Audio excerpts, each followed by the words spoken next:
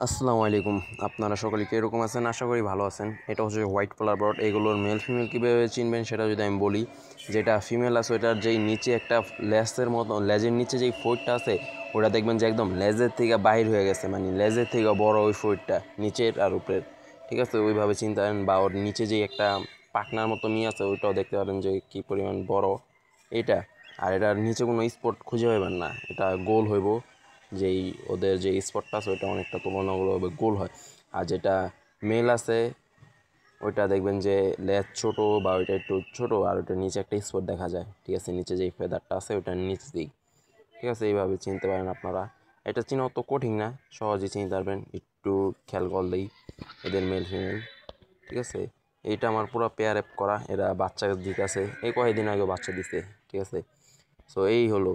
So দেখতেই তো পারতেছেন মেল ফিমেল কীভাবে চিনবেন। আপনারা আশা করি বুঝতে পারছেন যে মেল ফিমেল কীভাবে চিনবেন, সহজে চিনা যায়। ঠিক আছে, এই যে যে সামনে যেটা আছে না ওইটার লেজটা দেখবেন যে লেজের নিচে যে ফইটটা থাকে না, ওই পাখনার নিচে বা লেজের নিচে যে ফইটটা বলে ওইটা দেখবেন যে অনেকটা বড়।